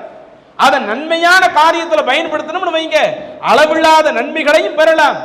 அதுவே நாம் பயன்படுத்துவது தவறான விஷயத்திற்கு பயன்படுத்தி விட்டால் தீமைகளிலேயே ரொம்ப அதிகமா பெறலாம். அப்ப அந்த அளவுக்கு இருக்கிற பொழுது இன்றைக்கு நம்முடைய நேரத்தை எப்படி கழிச்சுக்கிட்டு இருக்கிறோம்? ஃபேஸ்புக்கில் நிறைய நேரத்தை செலவிட்டாலும், வாட்ஸ்அப்பில் நிறைய நேரத்தை செலவிட்டாலும், இன்னும் சொல்ல போன இன்றைக்கு வெளியே சில இளைஞர்களை நாம பார்க்கிறோம், போன்ல கேம்ல நிறைய நேரத்தை உட்கார்ந்து வீணடிச்சுக்கிட்டு இருக்கிறாங்க. அப்படி கேம் விளையாண்டு நமக்கு என்ன நடக்க போகுது? இன்னும் சில ஆட்கள் ஆன்லைன் கேம்ல இறங்கி நிறைய பொருளாதாரத்தை இழந்து நடுத்தரவுக்கு வரக்கூடியவர்கள் நாளுக்கு நாள் அதிகரிச்சுக்கிட்டு இருக்கிறாங்க. சரி, நான் ஆன்லைன்ல இறங்கல, சும்மா நண்பர்களோடு சேர்ந்து உட்கார்ந்து விளையாண்டுக்கிட்டு இருக்கிறேன். அப்படி சேர்ந்து உட்கார்ந்து விளையாடும் பொழுது நைட்டு 10 மணி 11 மணி 12 மணி ஆனாலும் தூங்குவதற்கு நாம செல்றது இல்லை, போன்லேயே உட்கார்ந்து விளையாண்டுக்கிட்டு இருக்கிறோம். அதுக்கு பிறகு நாம எங்க ஃபஜ்ர் தொழுகைக்கு எந்திக்கிறது? வணக்க வழிபாடு நம்மள்கிட்ட எப்படி கரெக்டா இருக்கிறது? இன்னும் சொல்ல போன சில இடங்கள்ல நம்ம நைட்டு எங்கேயாவது போறோம்னு வைங்களேன், திடீர்னு அட்ரான்னு வருது. சுடுறா, என்னடா அடிடா சுடுடா, எல்லாம் 4 பேர் உட்கார்ந்து என்ன செய்யறாங்க, அந்த குரூப் கேம் விளையாண்டு நீ அவனை அடி, அவனை சுடு. சரி, அப்படி கேம் விளையாண்டு நமக்கு ஒன்றும் உடற்பயிற்சியாவது ஏதாவது இருக்குதா? அப்படி நிறைய நேரத்தை செலவிடுறோமே. இல்லை, நான் அப்படி செய்யறதுனால இன்னைக்கு ஜிம்முக்கு போனாலும் உடம்புக்காவது ஒரு பயிற்சி கொடுத்த மாதிரி இருக்கும். எதுவும் இல்லாம இப்படி வீணான காரியத்திற்கு நிறைய நேரம் செலவழிக்கிறோமே. மறுமை நாள் அல்லாஹு தஆலா மறுமையில சொர்க்கத்திற்கு சொர்க்கவாசிகள் அனுப்பிடுவான், நரகத்துக்கு நரகவாசிகள் அனுப்பப்படுவாங்க. இப்படி சொர்க்கத்திற்கும் நரகத்திற்கும் ஆட்கள் அனுப்பப்பட்ட பிறகு சொர்க்கவாசிகள் நரகவாசிகளை பார்த்து கேட்பாங்களாம், மா சலக்கக்கும் ஃபீ சகர், இப்படி சக்கர்னு சொல்லக்கூடிய நெருப்புல விழுந்து கிடக்குறீங்களே, எதுக்காக இப்படி நெருப்புல விழுந்து கிடக்குறீங்கன்னு கேட்கும் பொழுது அப்போது அவர்கள் சொல்லுவார்களாம், லம் நகு மினல் முஸல்லீம், முதலாவது காரணம் நாங்க நரகத்திற்கு வந்தது தொழுகையை ஒழுங்கா கடைபிடிக்கல. அல்ல, அதுதானே எங்கள்கிட்ட முதல்ல எதிர்பார்த்தா. நாங்க அந்த இபாதத்துல இந்த உலகத்தில் அல்லாஹ் எங்கள்கிட்ட எதிர்பார்த்தது எத்தனை வருஷம் நாம வாழ்ந்தோமோ தொழுகை அல்லாஹ் எதிர்பார்த்தான், அந்த தொழுகையை நாங்க கடைபிடிக்கல. வலம் நகும் மின் நுத்இமில் மிஸ்கீன், ஏழைகளுக்கு உணவளிக்க சொல்லி அல்லாஹ் சொன்னா அதை நாங்க ஒழுங்கா கடைபிடிக்கல. அடுத்து சொல்லுவாங்களா, வ குன்னா நஹூது மஅல் ஹாயிதீன், சில நபர்கள் தங்களுடைய நேரங்களை வீணான காரியத்தில் செலவழிச்சாங்க. எதுல அவங்களுக்கு எந்த பிரயோஜனம் இல்லையோ, எதுல இந்த இஸ்லாமிய மார்க்கத்தில் எந்த பிரயோஜனம் இல்லையோ, இப்படி பிரயோஜனம் இல்லாத வீணான காரியத்தில் சில நபர்கள் தங்களுடைய நேரத்தை செலவழிக்கும் பொழுது அவங்கள பார்த்து நாங்க சுதாகரிக்கணுமே, அவங்கள பார்த்து நாங்க எங்க வாழ்க்கையை திருத்தணுமே. நாங்க என்ன பண்ணிட்டோம், அவங்களோடு சேர்ந்து நாங்களும் எங்க நேரத்தை வீணா கழிச்சிட்டோம், அதுதான் எங்களை இந்த மாதிரி நரகத்துல கொண்டு வந்து தள்ளிடுச்சு என்று மறுமை நாள்ல நரகவாசிகள் காரணம் சொல்லுகிறார்கள் என்றால், இப்படிப்பட்ட ஒரு நிலையில அல்லாஹ் தஆலா நம்மள ஆக்கணுமா? கொஞ்சம் யோசிச்சு பாருங்க. இந்த உலகம் என்பது நமக்கு திருந்துவதற்கு இன்னொரு வாய்ப்பு கிடைக்கும், ஆனா மறுமையில் போய்விட்டால் எந்த திருந்துவதற்கான வாய்ப்பு இல்லையே. அப்ப இன்றைக்கு நம்முடைய இளைஞர் பட்டாளத்தை எடுத்துக்கிட்ட முழுக்க முழுக்க தங்களுடைய நேரங்களை வணக்க வழிபாடுகளுக்கு செலுத்துறதில்லை, சில நேரங்களில் கல்விகளுக்கு முக்கியத்துவம் கொடுக்கறதில்லை, பெற்றோர்களுக்கு கட்டுப்பட்டு நடக்கிற விஷயங்கள்ல சரியா நடக்கிறதில்லை, எவ்வளவோ பயனற்ற வழிகளில் தேவையற்ற காரியங்கள்ல நேரத்தை செலவழித்துக் கொண்டே செல்லுகிற பொழுது அல்லாஹ்வுடைய தூதர் உருவாக்கிய அந்த சமூகத்தை எடுத்து பார்த்தால் அதில் இருக்கக்கூடிய இளைஞர் பட்டாளம் ஒரு சமுதாயத்திலேயே பெரிய மாற்றம் ஏற்படுத்துகிற அளவிற்கு, ஒரு சமுதாயத்திலேயே பெரும் புரட்சியை ஏற்படுத்தக்கூடிய அளவிற்கு ஒரு பெரிய ஒரு வாழ்க்கையை வாழ்ந்து காட்டினார்கள். உதாரணத்திற்கு சொல்வதாக இருந்தால், அல்லாஹ்வுடைய தூதர் மக்காவிலே இறை தூதராக பிரச்சாரம் செய்கிறார்கள். கடுமையான எதிர்ப்பு, எந்த அளவுக்கு அங்கு இஸ்லாத்தை ஏற்றுக்கொண்டவர்களுக்கு அடி உதை என்று பல நெருக்கடிகள் உள்ளாகும் பொழுது சில சஹாபாக்களை ரசூலுல்லாஹி ஸல்லல்லாஹு அலைஹி வஸல்லம் அபிசீனியா நாட்டுக்கு அனுப்பி வைக்கிறாங்க. நீங்க அங்கேயாவது போய் இஸ்லாத்தை ஒழுங்கா கடைபிடிச்சிருங்க. இன்னும் ஒரு கட்டத்தில் நாமளே இங்க இருக்க முடியாது, நாமளே இந்த மக்காவை விட்டு வேற ஒரு இடத்துக்கு போகக்கூடிய ஒரு நிலை வந்துடும் என்று வருகிற பொழுது, சரி அப்ப இதுக்கு மக்காவை விட்டு நாம் சென்றால் மதீனாவிற்கு தான் செல்ல முடியும் என்கிற ஒரு முடிவிற்கு அல்லாஹ்வுடைய தூதர் வர்றாங்க. வரும்போது என்ன பண்றாங்கன்னா, முதல்ல ரசூலுல்லாஹி ஸல்லல்லாஹு அலைஹி வஸல்லம் மதீனாவுக்கு ஹிஜ்ரத்துக்கு போயிடாம சில சஹாபாக்களை அனுப்பிச்சு வைக்கிறாங்க. சில சஹாபாக்கள் என்றால் யார்? 70 வயசுக்கு மேல உள்ளவங்க, 50 வயசுக்கு மேல உள்ள அந்த வயோதிகர்களை அனுப்பல. யார் நம்மை போன்ற இளைஞர்களாக இருக்கிறாங்களோ, திருமணம் முடிக்காத பருவத்தில் இருக்கிற அந்த இளைஞர்கள்ல ஒரு 2 நபர்களை முதல்ல அனுப்பி வைக்கிறாங்க. அதில் அந்த மதீனத்து தோழர்கள் சொல்லக்கூடிய நபிமொழியை சஹீஹுல் புகாரியிலே பார்க்கிறோம். எங்களிடத்தில் மதீனாவிற்கு ஹிஜ்ரத் பண்ணி வந்த தோழர்கள்ல முதலாவது அப்துல்லாஹ் இப்னு உம்மி மக்தூம் என்கிற அந்த நபித்தோழர் வந்தாங்க. முஸஅப் இப்னு உமைர் என்கிற இந்த நபித்தோழர் வந்தாங்க. இந்த அப்துல்லாஹ் இப்னு உம்மி மக்தூம், முஸஅப் இப்னு உமைர் அவங்க யாருன்னா ரொம்ப ரொம்ப இளைஞர்கள். அந்த இளைஞர்கள் தான் மதீனாவுக்கு வந்தாங்க. மதீனாவிற்கு வந்து அவர்கள் செய்த முதலாவது வேலை, எங்கள்ல யாருக்குமே குர்ஆனுடைய சட்டங்கள் தெரியாம இருந்துச்சு, குர்ஆன் ஓத தெரியாம இருந்துச்சு. 2 இளைஞர்கள் வந்தாங்களே, ஒவ்வொரு நாளும் காலையில எங்களை வந்து ஒண்ணு கூட சொல்லுவாங்க. நாங்க இளைஞர்கள் பெரியவங்க என்று எல்லாருமே ஒண்ணு கூடுவோம். எங்களுக்கு அந்த குர்ஆனுடைய சட்டங்களை சொல்லி கொடுப்பாங்க, குர்ஆன் ஓதக்கூடிய முறைகளை சொல்லி கொடுப்பாங்க. அவங்க மூலமா நாங்க இஸ்லாத்தினுடைய சட்டத்தை நிறைய தெரிஞ்சுக்கிட்டோம். அதுக்கு பிறகு அல்லாஹ்வுடைய தூதர் மதீனாவுக்கு வர்றாங்க. நாங்க நிறைய பேர் அல்லாஹ்வின் தூதருக்கு எந்த எதிர்ப்பும் தெரிவிக்காம, மக்காவுல சொந்த ஊரு விரட்டி அடிக்கிறாங்க, ஆனா மதீனாவுல எந்த எதிர்ப்பும் இல்லாமல் அல்லாஹ்வுடைய தூதர் அங்க வருகிறார்கள் என்று தெரிந்தவுடனே ஒட்டுமொத்த மதீனா நகரமே அதிகமான சந்தோஷம் கொண்டது. அப்ப அந்த அளவுக்கு சந்தோஷம் வருவதற்கு காரணம், அந்த மதீனாவுல ஒரு பெரிய மாற்றங்கள் வருவதற்கு காரணம் அப்துல்லாஹ் இப்னு உம்மி மக்தூம் என்கிற அந்த ஒரு இளைஞர், முஸஅப் இப்னு உமைர் என்கிற அந்த இளைஞர். அவங்க மதீனாவிற்கு முன்னாடியே வந்து சும்மா அவங்க தங்களுடைய நேரங்களை வீணாக கழித்து விடாமல் அந்த சமுதாயத்திடத்தில் சீர்திருத்தம் செய்வதற்காக, அவங்களுக்கு குர்ஆனுடைய சட்டங்களை எடுத்து சொல்வதற்காக, அவங்களுக்கு நபிமொழியினுடைய விளக்கங்களை எடுத்து சொல்வதற்காக, என்னென்ன அனாச்சாரங்கள் அந்த சமுதாயத்தில் இருக்கிறதோ அதிலிருந்து அந்த சமுதாயத்தை மீட்பதற்காக தங்களுடைய நேரத்தை செலவழிக்கிறார்கள். ஒரு பெரும் மாற்றம் வந்ததே. ஏன் இன்னைக்கு நம்மளால அப்படி கொண்டு வர முடியல? சமூக வலைதளங்கள்ல நிறைய நேரத்தை நாம செலவழிக்கிறோமே, அந்த நேரத்தை நாம மார்க்கத்தையும் கொஞ்சம் கற்றுக்கொண்டு, குர்ஆனுடைய சட்டதிட்டங்களையும் கொஞ்சம் கற்றுக்கொண்டு, நம்மளோடு பழகக்கூடியவங்களுக்கு ஃபர்ஸ்ட் மார்க்கத்தை எடுத்து சொல்லி, நாம இருக்கக்கூடிய பகுதிகளில் உள்ள எல்லா நபர்களுக்கும் மார்க்கத்தை எடுத்து சொல்லுவோம் என்கிற ஒரு முடிவிற்கு வந்தால் என்ன? இப்படி வர்றதுனால எதுவும் பிரச்சனை இருக்குதா? இப்படி வர்றதுனால எதுவும் இடையூறு இருக்குதா? இன்னும் சொல்ல போனால் நம்மள உள்ள சகோதரர்கள்ல நிறைய பேருக்கு குர்ஆனை ஓத தெரிகிறது இல்லை, ஆனால் ஓத தெரிந்த 1-2 சகோதரர்கள் நம்மளோடு பழகுகிறார்கள். அப்ப நம்மளுடைய நட்பு வட்டத்தில் யாரெல்லாம் குர்ஆன் ஓத தெரிகிறதோ அவங்க என்ன ஒரு முடிவுக்கு வரலாம்? என் ஃப்ரெண்ட்ஸ்ல எத்தனை பேர், அல்லது என்னுடைய காலேஜ் மேட்டு அல்லது என்னுடைய ரூம் மேட்ல எத்தனை பேர் குர்ஆன் ஓத தெரியாம இருக்கிறானோ அவனை குர்ஆனை ஓதக்கூடியவனாக நான் உருவாக்குவேன். எனக்கு தெரிஞ்ச செய்திகள்ல ஒரு சின்ன செய்தி 4 செய்தி கிடைத்தாலும் அந்த 4 செய்தியை நான் அவனுக்கு எடுத்து சொல்லி உருவாக்குவேன் என்று இப்படிப்பட்ட மனோநிலை நமக்கு வருதா? ஆனா நாம இன்றைக்கு இது போன்று உருவாகுவதெல்லாம் ரொம்ப அரிதிலும் அரிதாக இருக்கிறது. ஆனால் அல்லாஹ்வுடைய தூதர் உருவாக்கிய அந்த தோழர்கள் இதுல தான் ரசூலுல்லாஹி ஸல்லல்லாஹு அலைஹி வஸல்லம் கூடுதல் கவனம் எடுத்தாங்க. ஒருவருக்கு அந்த இஸ்லாத்தை ரசூலுல்லாஹி ஸல்லல்லாஹு அலைஹி வஸல்லம் சொல்லும் பொழுது, இந்த இஸ்லாத்தை நீங்க மாத்திரம் வச்சுக்கிடுங்கன்னு சொல்லல, உங்களுக்கு கிடைக்கக்கூடிய அந்த இஸ்லாம் உங்களை தாண்டி அனைத்து நபர்களுக்கும் உங்களுக்கு கொண்டு போய் சேர்த்துருங்க என்கிற ஒரு பணியை அல்லாஹ்வுடைய தூதர் சொன்னார்களே. இப்படிப்பட்ட ஒரு இளைஞர் பட்டாளத்தால தான் அன்றைக்கு இந்த இஸ்லாமிய மார்க்கம் மிக விரைவில் எல்லா இடங்களிலும் கொண்டு போய் சேர்ப்பதற்கு காரணமாக அமைந்தது. இன்றைக்கு நம்முடைய இளைஞர்கள் இதற்கு முக்கியத்துவம் கொடுக்காமல், மார்க்க விவகாரங்கள்ல கவனம் எடுக்காமல் முழுக்க முழுக்க உலக விவகாரங்கள்ல நாம போனதனுடைய விளைவு இன்றைக்கு எவ்வளவோ பல முஸ்லிம்கள் இஸ்லாத்திற்கும் அவர்களுக்கும் சம்பந்தம் இல்லாமல் வெளியே போயிட்டாங்க. இன்னும் சொல்ல போனா நாம் இந்த மார்க்க தொடர்பு இல்லாதது நம்மளை எத்தகைய பாவத்தில் கொண்டு வந்து தள்ளுது, அதையும் கொஞ்சம் யோசித்து பாருங்கள். மார்க்க தொடர்பு நம்மள்ட்ட முறையா இல்லாததுனால வட்டிக்கு நாம துணை போய்கிட்டு இருக்கிறோம். மறுக்க முடியுமா? எப்படி வட்டிக்கு துணை போறோம்? இன்னைக்கு தான் பைக் இல்லாத ஃப்ரெண்ட்ஸையே அதிகமாக பார்க்க முடியலை. சரி, பைக்கு அத்தாட்ட கேட்டு வாங்குறோம், வீட்டில் உள்ளவங்கள்ட்ட கேட்டு வாங்குறோம். அதில் வீட்டில் காசு இல்லைன்னு சொன்னாலும் காசு இல்லாட்ட என்ன, இஎம்ஐயில் பைக் வாங்குங்க, ஃபோனு இஎம்ஐயில் வாங்கி கொடுங்க கேட்குறோமா இல்லையா? சரி, அப்படி இஎம்ஐயில் போய் விழுகிறோமே, இன்னும் ஃபைனான்ஸில் போய் விழுகிறோமே, அந்த ஃபைனான்ஸில் போய் வாங்கி நம்ம பைக்கை ஓட்டினோம்னா இது வட்டிக்கு நாம் துணை போகிறோமா இல்லையா? நாம துணை போறது மட்டும் இல்லாம நம்முடைய பெற்றோரை சொல்லி நீங்க வாங்கி கொடுங்கன்னு சொல்லி அவங்களையும் வட்டிக்கு துணை இழுக்கிறோமா இல்லையா? இப்படித்தான் நாம இருக்கணுமா? நாம சில நேரங்களில் சில வசதிகளை எதிர்பார்க்கிறோம். வசதிகளை எதிர்பார்ப்பது தவறல்ல, ஆனால் அந்த வசதி மார்க்கத்திற்கு உட்பட்ட விஷயமா இருந்தா பிரச்சனை இல்லையே. அல்லாஹ் நமக்கு பொருளாதாரத்தில் தன்னிறைவு பெற்றவராக ஆக்கி இருக்கிற ஒரு பொருளாதாரத்தில் நமக்கு பிடிச்ச ஒரு வாகனத்தை வாங்கிக்குவோம் என்று வாங்கிக்கிட்டா அது பிரச்சனை இல்லை. நாமளே பொருளாதாரத்தில் சில நேரங்களில் நெருக்கடிகள் இருக்கிற பொழுது, சிரமங்கள்ல இருக்கும் பொழுது நாம பெற்றோரிடத்தில் வலியுறுத்தி கேட்கிறோம். அதனால அவங்க ஃபைனான்ஸ்ல போய் வாங்கி கொடுக்கறாங்க. ஃபைனான்ஸ்ல உள்ளது வட்டினே தெரிகிறது. வட்டினே தெரிஞ்சு இன்னைக்கு அதை வாங்கி ஓட்டக்கூடிய நபர்கள் நம்மள இருக்கிறோமா இல்லையா? அப்ப நாம தவறு செய்வதோடு நம்முடைய குடும்பத்தார்களையும் தவறுல கொண்டு போய் தள்ளுறோம். இதுக்கு காரணம் என்ன? இஸ்லாம் சொல்லக்கூடிய சட்டத்திட்டத்தை நாம கவனிக்கிறது இல்லை.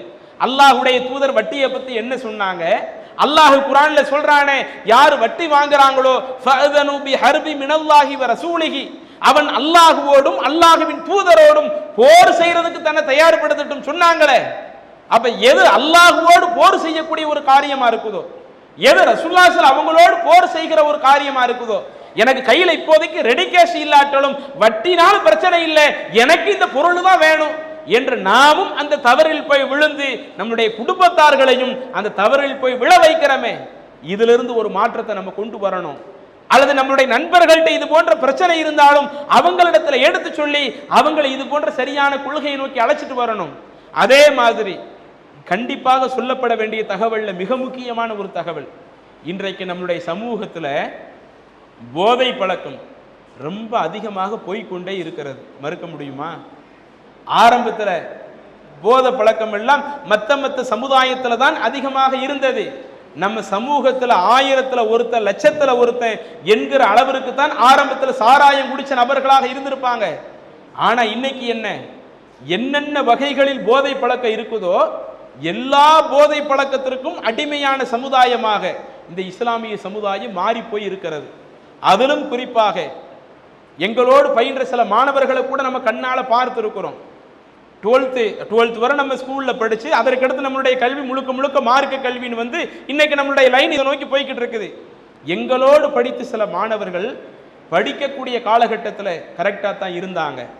எந்த போதை பழக்கத்துக்கு அடிமையானது கிடையாது, வீடு பிடிச்சது கிடையாது, சிகரெட் பிடிச்சது கிடையாது, போத பாக்குகளை பயன்படுத்தினது கிடையாது, இதர போத வஸ்துக்களை பயன்படுத்தினது கிடையாது.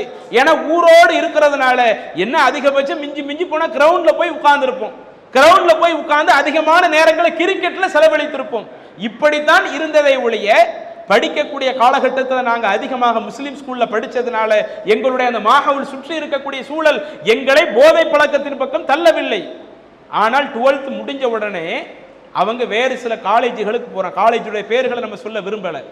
வேறு சில காலேஜுகள் வெளியூர்ல தங்கி படிக்கிற பொழுது பெற்றோருடைய கண்காணிப்பு அவர்களுக்கு கொஞ்சம் குறைகிறது. ஏன்னா வெளியூர்ல ஹாஸ்டல்ல 24 மணி நேரம் பெற்றோர் நம்மளை கண்காணிச்சுக்கிட்டே இருக்க முடியுமா? பெற்றோருடைய கண்காணிப்பு குறைகிறது. அதுல கூட சேரக்கூடிய அந்த நட்பு வட்டம் கரெக்டா இருந்துட்டாங்கன்னு வைங்க, ஒருவேளை நாம மனிதன் அடிப்படையில் ஒரு தவறு போய் விழ நினைச்சாலும் நம்முடைய நண்பர்கள் நம்மளை தடுத்து நிறுத்திடுவாங்க. ஆனா கூட சேர்ந்த நட்பு வட்டம் சரியாக இல்லாததுனால 12வது வகுப்பு வரை படிக்கிற பொழுது எந்த பீடி பிடிக்கிறதுக்கு, சிகரெட் பிடிக்கிறதுக்கு, போதை பாக்குகளை பயன்படுத்துவதற்கு ஒரு துளி அளவு கூட நாட்டம் இல்லாமல் இருந்த நபர் 3 வருஷம் காலேஜ் முடிச்சுட்டு வர்றான், இவ்வளவு பழக்கத்தையும் படிச்சுட்டு வர்றான். அப்ப இது நமக்கு என்ன காட்டுகிறது? அப்பயே ஒரு 15 வருஷத்துக்கு முன்னாடியே இந்த இது நடக்குது. அப்ப 15 வருஷத்துக்கு முன்னாடியே இப்படி போதை பழக்கம் நம்மளுடைய சமுதாயத்தில் ஊடுருவுதுன்னா இன்னைக்கு எந்த அளவிற்கு போதை பொருட்கள் ரொம்ப அதிகமாக சர்வ சாதாரணமாக கிடைக்குது. கஞ்சா பழக்கம் சர்வ சாதாரணமாக இன்றைக்கு இருந்து கொண்டிருக்கிறது. இன்னும் சொல்ல போன எத்தனையோ இஸ்லாமிய ஊர்களில் விற்கிறவனும் முஸ்லீமா இருக்கிறான், வாங்கி சாப்பிடுறவனும் முஸ்லீமா இருக்கிறான். அப்ப இது போன்ற அந்த போதை பழக்கத்தில் ஒட்டுமொத்தம் இன்னைக்கு சமுதாயம் மூழ்கி போய் கிடக்குது. இது அல்லாஹ்வுடைய தூதர் நமக்கு தடுக்கலையா? அது போன்ற பழக்கம் நம்மில் சில ஆட்களுக்கு இருந்தா நம்ம அந்த அற்ப சந்தோஷத்தை மட்டும்தான் எதிர்பார்க்கிறோம், அற்ப இன்பத்தை மட்டும்தான் எதிர்பார்க்கிறோம். நம்ம இந்த போதை பொருளை பயன்படுத்துறதுனால, பீடி பிடிக்கிறதுனால, சிகரெட் பிடிக்கிறதுனால ஆரம்பத்தில் வீட்டுக்கு தெரியாம செஞ்சோம், அதுவே காலம் போயிடுச்சுன்னா நமக்கு எந்தவித கூச்ச உணர்வு இல்லாம பெற்றோர் முன்னாடி அடிக்கக்கூடிய அளவிற்கு இன்றைக்கு சில இளைஞர் பட்டாளம் மாறி போகுது. அப்ப இந்த அளவுக்கு அந்த அற்ப சந்தோஷத்துக்காக போய் விழுகிறோமே. ரசூலுல்லாஹி ஸல்லல்லாஹு அலைஹி அவர்கள் என்ன சொல்லுகிறார்கள்? அல்லாஹ்வின் தூதரிடத்தில் ஒரு முறை ஒரு கூட்டம் வருகிறது. அல்லாஹ்வுடைய தூதரே, எங்களுடைய பகுதிகளில் பித்அன்னு சொல்லக்கூடிய ஒரு பொருளை நாங்க சாப்பிடுறோம், சாப்பிடலாமா? ரசூலுல்லாஹி சொல்றாங்க, நீங்க சாப்பிடக்கூடிய அந்த பொருள்ல அவ முஷ்கிருன் ஹுவ, அதுல ஏதேனும் போதை ஏற்படுமான்னு கேட்கிறாங்க. அதுக்கு சொல்றாங்க, ஆமா அதுல போதை ஏற்படும். அப்ப ரசூலுல்லாஹி சொல்றாங்க, அப்படியானால் போதை ஊட்டக்கூடிய ஒவ்வொன்றையும் அல்லாஹு தஆலா தடுத்து விட்டான், ஹராமாக்கி விட்டான் அப்படின்னு சொல்லிட்டு அதற்கடுத்து சொல்லுகிறார்கள், யாரேனும் ஒருவர் இறைவன் தடுத்த அந்த போதை வஸ்தை இந்த உலகத்திலே பயன்படுத்துவாரேயானால் இறைவன் தனக்குத்தானே ஒரு அக்ரிமெண்ட் போடுவானா. என்ன அக்ரிமெண்ட்? இந்த உலகத்துல நான் தடுத்த போதை வஸ்தை நீ பயன்படுத்தினாயே, மறுமை நாளில் நான் உனக்கு தீனத்துல் ஹபால்னு சொல்லக்கூடிய ஒரு பானத்தை கொடுப்பேன். அப்படின்னு அல்லாஹ் தனக்குத்தானே விதியாக்கி கொண்டான் என்று ரசூலுல்லாஹ் சொல்றாங்க. அப்ப சஹாபாக்கள் கேட்கறாங்க, அல்லாஹ்வுடைய தூதரே, அந்த தீனத்துல் ஹபால்னா அது என்ன? அப்பதான் சொல்றாங்க, மறுமை நாள்ல ஒருவன் நரகத்தில் கிடப்பானே, நரகத்தில் அந்த வேதனையை அனுபவிக்கிற பொழுது அவனுடைய உடம்பில் இருந்து வழிந்தோடக்கூடிய அந்த வேர்வையை அல்லாஹ் குடிக்க வைப்பானே, அதுதான் தீனத்துல் ஹபாலு. அவ் இசாரத்துன் மின்னார், அல்லது அந்த நரகவாசியிலிருந்து அவன் நரகத்திலிருந்து வரக்கூடிய அந்த நரகவாசியினுடைய அந்த சீல் இருக்குதே, அந்த சீலைத்தான் அல்லாஹ் தஆலா அவனுக்கு மறுமை நாளில் பருக செய்வான்.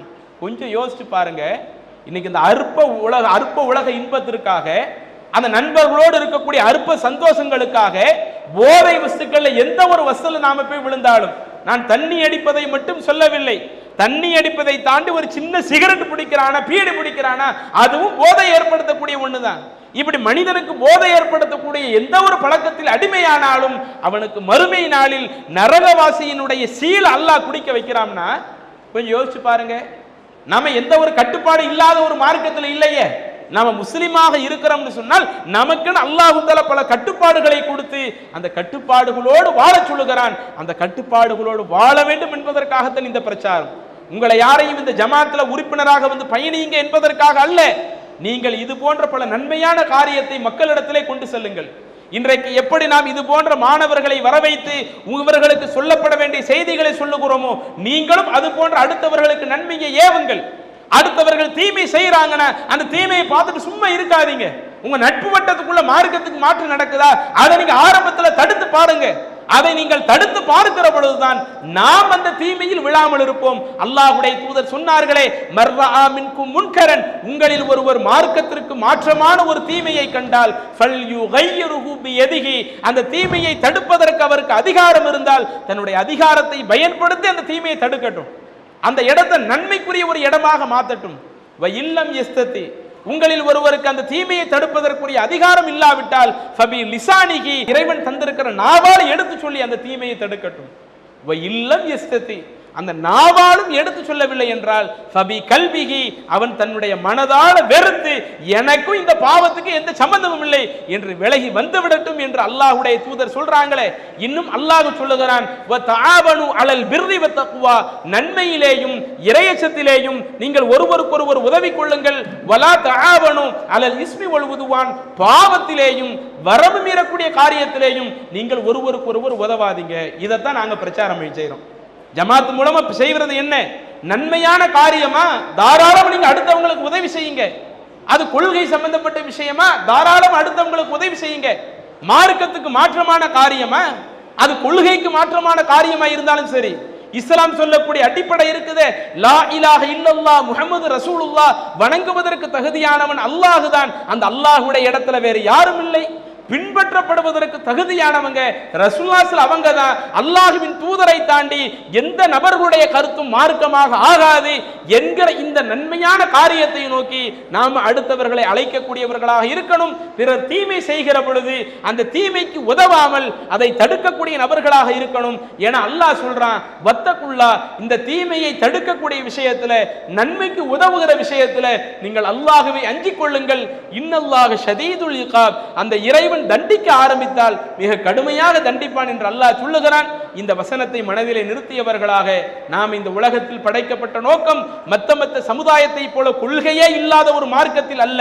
நமக்கென்று அல்லாஹ் ஒரு அழகான இஸ்லாத்தை தந்திருக்கிறான், ஒரு அழகான வழிகாட்டுதலை தந்திருக்கிறான். நாம் ஒரு பக்கம் இந்த உலக வாழ்க்கைக்காக கல்வி பொருளீட்டுறது இது போன்ற காரியத்திற்காக செலவழிப்பதை போல நம்முடைய மார்க்க விவகாரங்களையும் நாம் கூடுதல் கவனம் எடுத்து முழுக்க முழுக்க மார்க்க விஷயத்திற்கு கட்டுப்பட்டு நாம் நடப்போம். இப்படி அல்லாஹ்வுடைய செய்திக்கு கட்டுப்பட்டு நடந்து விட்டால் இதுவே நாம் படைக்கப்பட்ட நோக்கத்தை சரியாக அமைத்து மறுமை நாளில் நாம் அல்லாஹ்வை சந்திக்கிற பொழுது அதிகமான நன்மைகளை பெற்று சொர்க்கம் செல்வதற்கு அது ஒரு காரணமாக அமையும். இறைவன் இப்படிப்பட்ட ஒரு பாக்கியத்தை நம் அனைவருக்கும் தந்தருள்வானாக என கூறி நிறைவு செய்கிறேன். வாஹிர் தஅவானா அனில் அல்ஹம்துலில்லாஹி ரப்பில் ஆலமீன். அஸ்ஸலாமு அலைக்கும் வரஹ்மத்துல்லாஹி வபரகாத்துஹு. இஸ்லாம் மற்றும் சமுதாய செய்திகளை அறிந்து கொள்ள தமிழ்நாடு தௌஹீத் ஜமாஅத் யூடியூப் பக்கத்தை உடனடியாக சப்ஸ்கிரைப் செய்து கொள்ளுங்கள். மேலும் பெல் பட்டனையும் கிளிக் செய்து கொள்ளுங்கள்.